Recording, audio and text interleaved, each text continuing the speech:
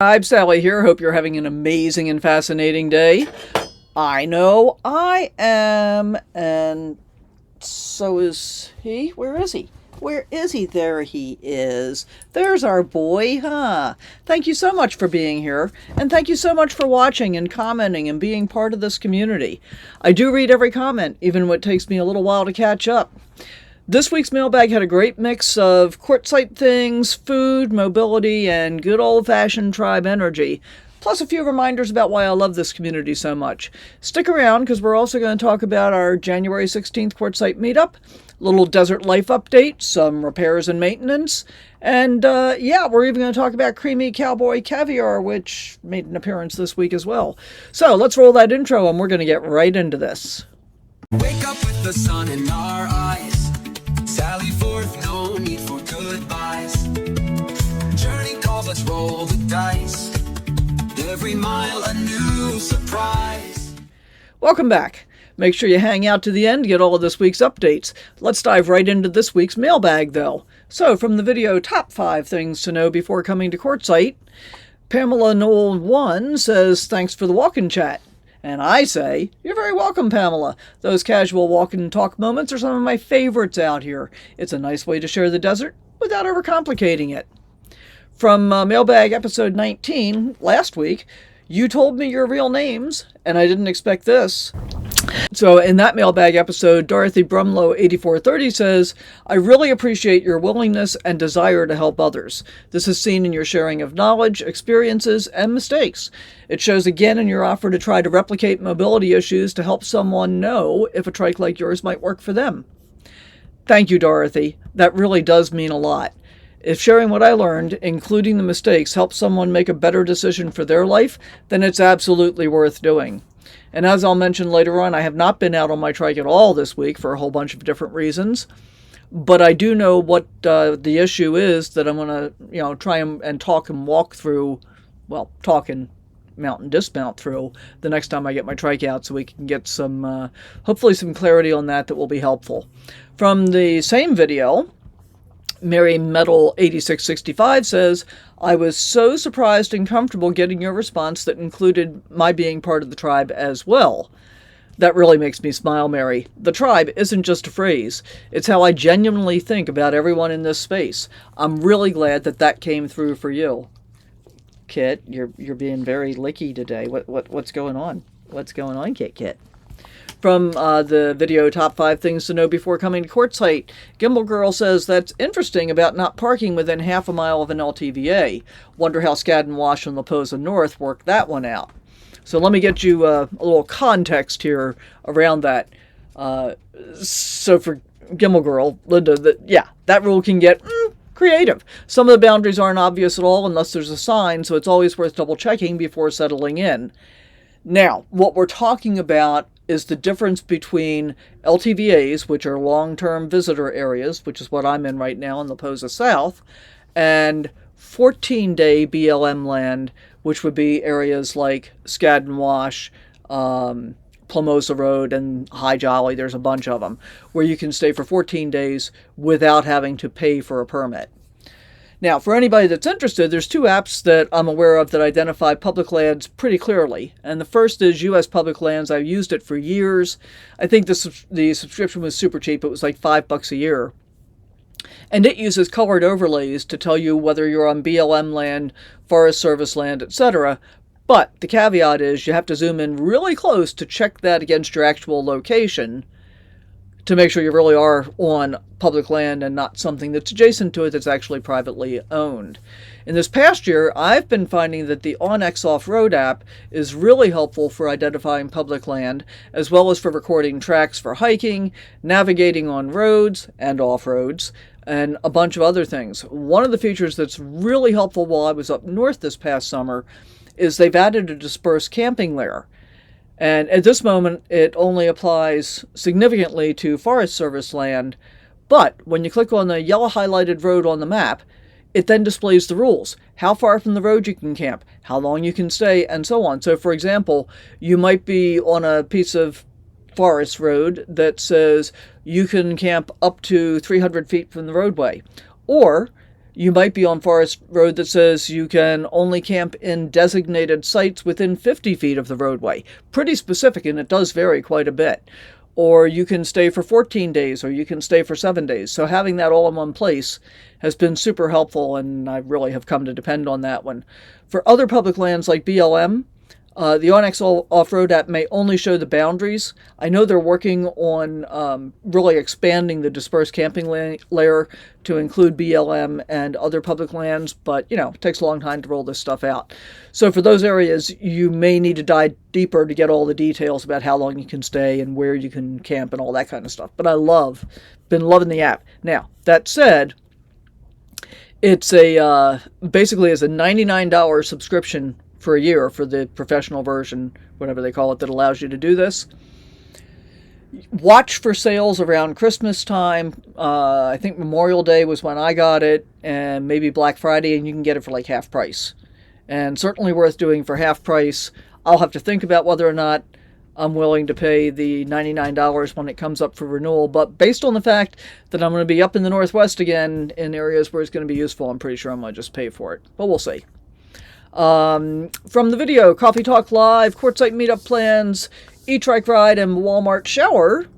So for those of you that don't know, I do a live stream the first Sunday of each month, covering all kinds of different subjects, whatever has been going on for that month that I haven't actually talked about previously. And part of the way that mailbags and live streams work is that if I'm publishing travel videos during the week, well, they're kind of behind time-wise. But this gives me the opportunity to get caught up in real time with everybody and kind of share some of those things as well. RC Maniac says, I'll be in Quartzsite at that time and I plan to attend the meetup. That will be great. And for anybody that's listening for the first time, we're having our first in-person Quartzsite meetup on Friday, January 16th. That's squarely between the end of the RTR and the beginning of the big tent. And I'll share more details as we get closer. But I would love to see you there. From the video, this colorful salad will surprise you. A simple, flexible salad that's made from what's on hand, whether it's fresh ingredients or canned ingredients. Or in the case of this one that I showed everybody, it was a combination of both. Elizabeth says, looks very good. This would be an excellent dish to make when it's time to clean out the refrigerator. Exactly, and that's one of my favorite things about this salad. It is perfect for a fridge clean out, and it still feels intentional. And yeah, similarly, but entirely different, I actually made a version that I call Creamy Cowboy Caviar for a gathering I'm attending this evening using just what I had on hand. Now, I do have to stop in town and get chips before I go to my gathering, but that's okay. I don't have to, do any more prep than that at this point. From the video, this colorful salad will surprise you. At GMoneyIsIt says, I'm going to have to try your avocado dressing. Looks super good. And I think you should, Dorian. It's one of those dressings that looks fancy, but it's ridiculously simple. And it works on way more than just salad. From the video riding my E-trike to the Quartzsite LTVA entrance, I shared my first impressions of real desert terrain while I was riding the E-trike. Sandra Hughes, I1F says, bringing my e-bike to Q. Looking forward to checking out the area on my bike without cranking up the van. You're going to love it. An e-bike or an e-trike is such a great way to explore Quartzsite without moving the rig every time. I meant to ride this week, but errands won. So that's coming soon. From the video before and after how I transformed my RV after 2 years on the road. I filmed that back in June. And so it's a new comment on an older video. Kentucky Lady 5762 says, how well do you like your Phoenix? Would you get another one? I really do love my PC, Phoenix Cruiser. Henry's his name, because he's on a Ford chassis. Fits the way I travel. Small enough to get into tight spots, big enough to live comfortably. Would I get another one? Absolutely. But at this point, I plan to keep this one for a long time. The layout and the build quality of the PC really work for me. Whereas I bought my previous coach before I ever intended to be full-time on the road, and I discovered within a few months of full-time travel that it was a bad choice for me.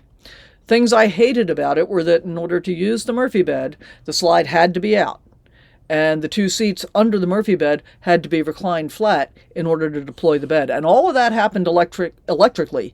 So if I hadn't had a big, power system installed on that RV, that would have been more difficult. I would have had to run the generator, would have had to run the engine, whatever. And so that meant when the bed was out that there was really no place to sit except on the bed.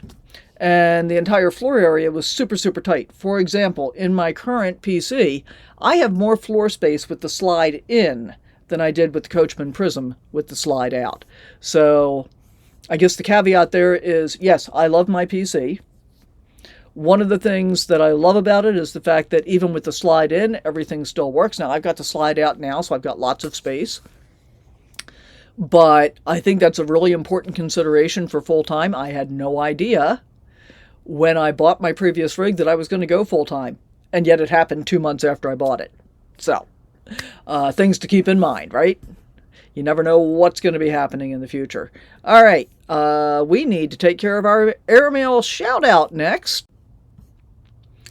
And in the Airmail shout-out, I recognize someone who's been showing up in a really meaningful way in the comments. So this week's shout-out goes to @GMoneyIsIt. That's Dorian. Dorian, you consistently bring thoughtful questions, practical reflections, and encouragement across a wide range of videos, from food and cold weather topics to trike logistics and everyday RV life. You don't just comment at the videos, you add to the conversation, and that's exactly what helps this community feel connected and useful for everyone. Thank you for being part of the tribe, for engaging with curiosity and kindness, and for helping make this space what it truly is. I really appreciate you. Before we wrap up, I want to share some quick behind-the-scenes maintenance updates, because it's been one of those weeks where real-life RVing shows up in a big way. And this is the thing, guys. A lot of people say you're always fixing something on an RV. I don't think I'm always fixing something, but there are always things to fix or upgrade or any number of other things. So first up, I finally installed the Extend-A-Stay. Well, I didn't actually do it. Actually, my friend Jim, who is both a viewer and a neighbor here in Quartzsite, actually did the install for me. I was going to do it, but, he was competent and I was filming. There's that excuse. But this is one of those projects that's been on my list for a while, and having the extra set of hands there and the knowledge to use them really makes all the difference. So a huge thanks to Jim for jumping in and helping to make this happen. And just a quick update, if you don't know what an Extend-A-Stay is, it's basically it's a four-way propane valve that goes between and this only applies to motorhomes, not to travel trailers, by the way. It goes between the service valve on your propane inlet and the regulator on your propane tank, and it allows you to use an extra hose to hook up to an off-board tank. So for those of you that don't know, if you're in a travel trailer, you probably don't know this. Motorhomes have an onboard tank. It's not removable like they are in travel trailers. So you drive your motorhome to a propane fill station, you fill it up. Mine, for example, holds 11 gallons, which means it really holds about 9 gallons because you can only fill a propane tank to 20% of its capacity. So when I was camp hosting in Yellowstone, they promised to give me propane as part of my compensation for my site. And when I got there, I discovered that in order to make that happen, I needed a thing called an Extend-A-Stay. And what I discovered in short order was the only way I was going to be able to get one when I was up there was when I went to Cody. I was going to have to pay $170 for it. And I talked to an RV tech who said, yeah, we can install it. It's about a $200 install, because they're $200 an hour. He said it takes almost an hour to do it. Well, as you'll see when we give you the video, it doesn't take that long to install it. You really can do it yourself. It's not difficult. And I'm glad that I saved the time and the money from doing it then. While I was in Yellowstone, I just decided I was going to just go fill up propane whenever I needed to, and that's what I did, and it was okay. But now, I don't have to do that anymore. Now I can hook up to a big tank anytime I want to. So thank you, Jim, and you guys are really going to like that video when it comes out. And then after that, I also had Dee's RV repairs out for a handful of important upgrades and fixes. First of all, I put in a new MaxxAir fan, 10-speed, with a remote, to replace the original bathroom fan that literally disintegrated when I was in Yellowstone. I'm guessing it was one freeze cycle too many that finally did it in. The plastic was brittle. I went to clean the screen and it just came apart in my hands. The good news was the lid that closes stayed intact, because I was really concerned about driving down the road with a gaping hole in my roof until I got here. But no, that didn't happen, so yay for that. I have never liked the faucet that came with my Phoenix Cruiser in the kitchen. It's one of the, I think of it as an old school pull-out type of faucet where it kind of goes at a 45-degree angle across the sink. So basically it took up a fair amount of sink space because the faucet head was fairly low down to the sink bowl itself. So I've now had Dana install a new residential style pulled down kitchen faucet, and I'm already loving it. And this is such a Nomad thing, guys. I washed my hair in the kitchen sink for the first time last night, and it was just awesome to not have to hold onto the hose the entire time because the faucet head's now high enough that I can get my head underneath of it. Hope that all makes sense. So my toilet's been a rockin' for many, many months. And I think what happened was that the guy that did the installation of my bidet back in May in Nevada, not a small guy, working in a very tight space. I think he leaned on my toilet itself hard enough that he cracked the flange when he was installing the bidet and making the water connection hookups to it. It didn't show a problem right away, but within a couple of months, it started rocking a little bit.